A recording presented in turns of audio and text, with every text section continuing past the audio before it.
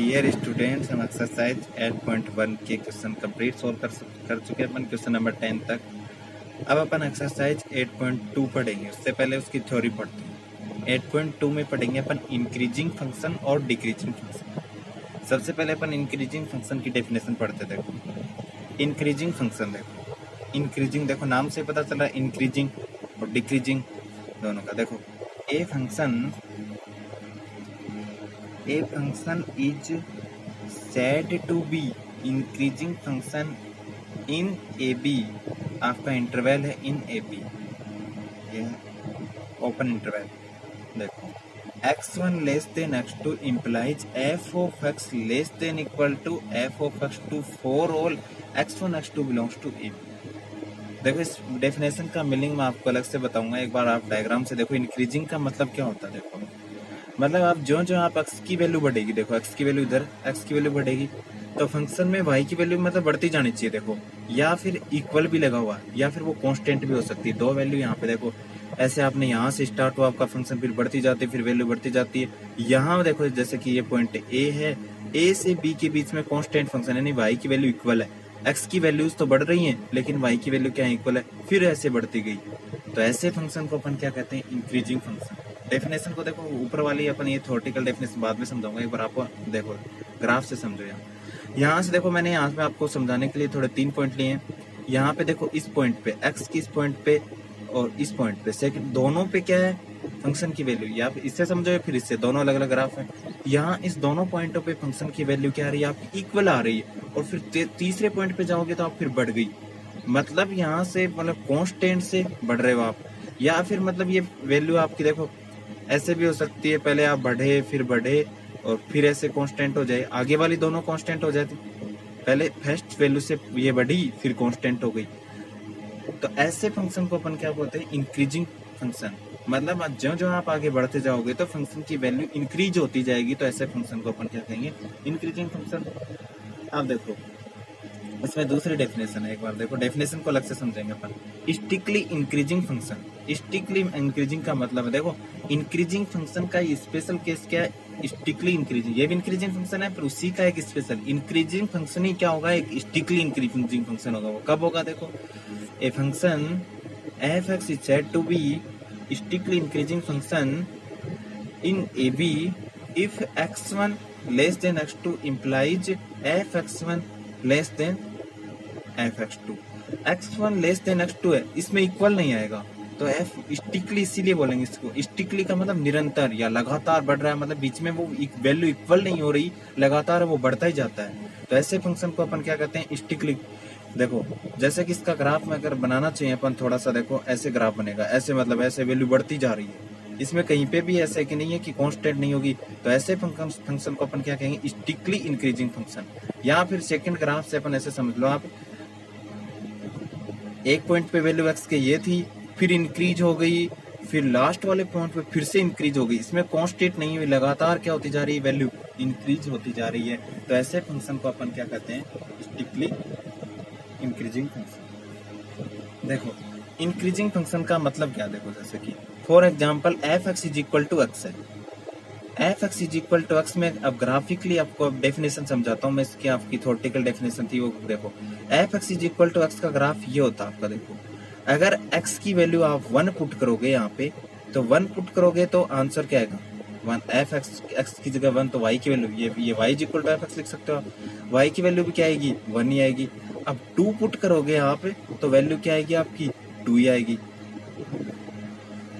मतलब यहाँ से x1 की वैल्यू यानी x1 आपके पास में, देखो x1 क्या है, लेस देन क्या है, x2 है। x1 क्या है, 1 है, वो 2 से लेस देन है, इम्प्लाइज 1 का जो इमेज है f(x1) है वो भी क्या होगा, लेस देन होगा 2 के इमेज से, f(x2) से। यहाँ से देख लो 1 का इमेज क्या था 1, 2 का इमेज क्या था 2 था। तो ऐसे फंक्शन मतलब सीधी सी बात है, जो छोटा इनपुट है उसका आंसर भी छोटा ही आना चाहिए और बड़े इनपुट का आंसर भी बड़ा आना चाहिए। यहाँ x1 x2 से छोटा था तो x1 का इमेज f(x1) है वो f(x2) से यानी x2 के इमेज से क्या होना चाहिए, छोटा होना चाहिए। तो ऐसे फंक्शन को अपन क्या कहते हैं, इंक्रीजिंग फंक्शन। अगर ये इक्वल भी हो जाता है तब तो अपन उसको क्या बोलते हैं, इंक्रीजिंग फंक्शन बोलते हैं। अगर ये इक्वल नहीं होता है तो उसको क्या बोल देते हैं अपन, स्ट्रिक्टली इंक्रीजिंग फंक्शन बोलते हैं। देखो इंक्रीजिंग फंक्शन के अपन पीछे से कुछ एग्जांपल देते हैं, देखते हैं f x is equal to x, ये क्या इंक्रीज होता जाएगा, वैल्यू बढ़ती जाएगी। F x is equal to x का क्यूब, एक्स का क्यूब का ग्राफ भी देखो ऐसा कुछ होता है, एक्स क्यूब का ग्राफ ऐसा, मतलब ये भी क्या लगातार देखो ऐसे इंक्रीज होता जा रहा है। तो f x is equal to log x का ग्राफ अपन ने पीछे से पढ़ा, तो आप जिसने नहीं पढ़ा वो पीछे देख सकते हैं, 7th चैप्टर में मैंने आपको काफी बार 2 बार बताया वहाँ पे। तो लॉग एक्स का फंक्शन भी ऐसे ग्राफ देखो, यहाँ पे छोटी वैल्यू है तो ये छोटा इनपुट मिलेगा यहाँ पे, फिर बड़ी वैल्यू है फिर बड़ा इनपुट, और बड़ी वैल्यू लोगे तो बड़ा और बड़ा इनपुट आउटपुट मिलता जाएगा। छोटा इनपुट के लिए छोटा आंसर, बड़े इनपुट के लिए बड़ा आंसर आएगा। मतलब छोटे इनपुट पे छोटी वैल्यू मिलनी चाहिए आपको, और बड़ी इनपुट पे क्या मिलना चाहिए, बड़ा आंसर मिलेगा आपको। तो ऐसे फंक्शन को ई की पावर एक्स का ग्राफ भी देखो ऐसा कुछ होता है, तो वैल्यू लगातार क्या होती है, बढ़ती जाती है। तो ऐसे फंक्शन को अपन क्या बोलते हैं, ई की पावर एक्स का ग्राफ अपन ने पीछे पढ़ा है, ये भी पढ़ा है ऐसे, मतलब लगातार बढ़ती जा रही है। मतलब वैल्यू छोटी पुट करोगे तो आपको छोटा आउटपुट मिलेगा, बड़ी वैल्यू पुट करोगे तो बड़ा आउटपुट मिलेगा।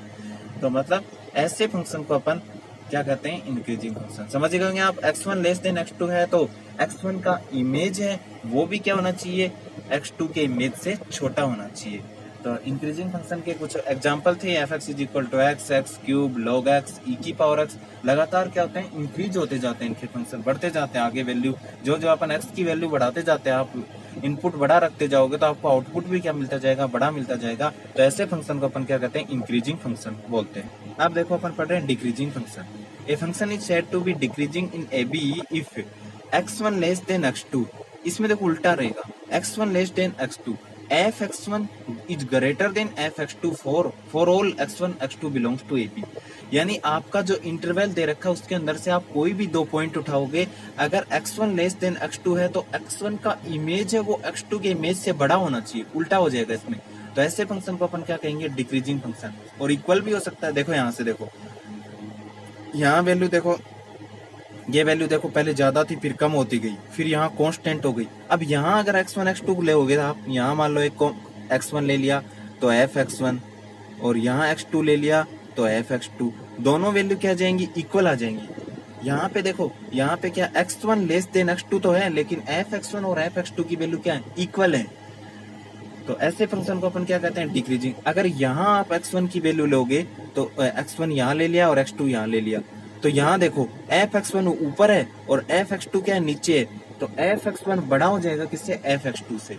तो मतलब वैल्यू कम होती जाएगी, डिक्रीज होती जाएगी। तो ऐसे फंक्शन को अपन क्या कहते हैं, डिक्रीजिंग फंक्शन। ऐसे भी लिख सकते हो डिक्रीजिंग फंक्शन को, देखो पहले वैल्यू बड़ी थी फिर कम हो गई फिर कांस्टेंट है। तो ऐसा फंक्शन क्या होता है, डिक्रीजिंग फंक्शन होता है। मतलब ग्राफिकली आप देखो। फिर strictly decreasing function. Strictly decreasing function में क्या, लगातार value, a function is said to be strictly decreasing function if x1 less than x2 implies f x1 is greater than f x2 for all x1 x2 belongs to AB। अगर AB आपका कोई interval है, AB का मतलब यहाँ पे देखो, जैसे कि आपको ये एक फंक्शन दे रखा है, इसमें इंटरवल A से B तक ये डिफाइन है। अगर A से B के अंदर आप कोई भी 2 पॉइंट उठाओगे, सपोज करो मैंने ये ले लिया x1 और ये ले लिया x2। अब देखो ये यहाँ वैल्यू क्या आएगी, f x1, और यहाँ वैल्यू क्या आएगी, एफ x2। x1 का इमेज एफ x1 और x2 का एफ x2। अब देखो x1 तो छोटा है किससे, x2 से, लेकिन एफ x1 बड़ा है किससे, एफ x2 से। मतलब उल्टा हो गया ना। तो ऐसे फंक्शन को अपन क्या बोलते हैं, डिक्रीजिंग फंक्शन। ये स्टिकली डिक्रीजिंग है, इसमें देखो लगातार वैल्यू वो कम होती जाएगी, फर्स्ट पॉइंट पे ज्यादा, फिर सेकंड कम हुई, फिर और कम हो गई। तो ऐसे फंक्शन को अपन क्या बोलते हैं, डिक्रीजिंग फंक्शन। देखो f x is equal to 1/x है। 1/x में आप x की वैल्यू कोई भी 2 वैल्यू ले लो। सपोज करो आपके पास में x की वैल्यू 2 ले लिया आपने, एक तो ले लिया x इज इक्वल टू 2 ले लिया। अब देखो x इज इक्वल टू 2 ले लिया मैंने और एक 3 ले लिया। अब 2 से तो 3 क्या है, बड़ा ही है, इम्प्लाइज। अब इनका उल्टा कर दोगे तो 1/2 है वो बड़ा हो जाएगा किससे, 1/3 से। यानी देखो इसको ऐसे समझो, x1 लेस देन था x2। अब x1 का इमेज इस फंक्शन के अकॉर्डिंग क्या है, 1/2।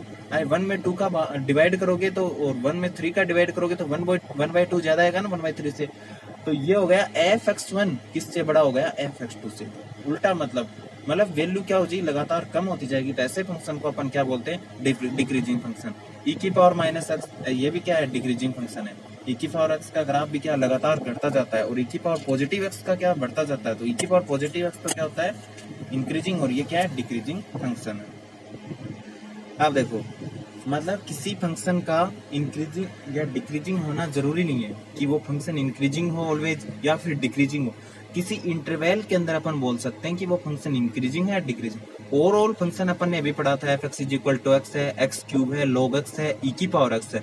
ये ओवरऑल क्या होते हैं, फंक्शन इंक्रीजिंग फंक्शन होते हैं। और 1/x है या फिर ई की पावर नेगेटिव एक्स है, ये ओवरऑल क्या होते हैं, डिक्रीजिंग होते हैं। लेकिन हर किसी फंक्शन का इंक्रीजिंग या डिक्रीजिंग होना जरूरी नहीं है। देखो f x is equal to sine x है, जैसे कि अब साइन एक्स का ग्राफ अपन ऑलवेज जानते हैं। मैं देखो यहाँ से अपन 0 से स्टार्ट करते हैं। पहले तो देखो ऐसे वैल्यू बढ़ी, यहाँ तक तो बढ़ी, तो यहाँ इंक्रीज हुआ, फिर ये क्या हो जाएगा, डिक्रीज हो जाएगा, फिर ये क्या हो जाएगा, और डिक्रीज हुआ, फिर वापस बढ़ने लग जाएगी, इंक्रीज हुआ, फिर भी इंक्रीज हुआ, फिर डिक्रीज हुआ। ऐसे मतलब इस प्रकार से ग्राफ है। तो ऐसे फंक्शन को अपन क्या बोलते हैं,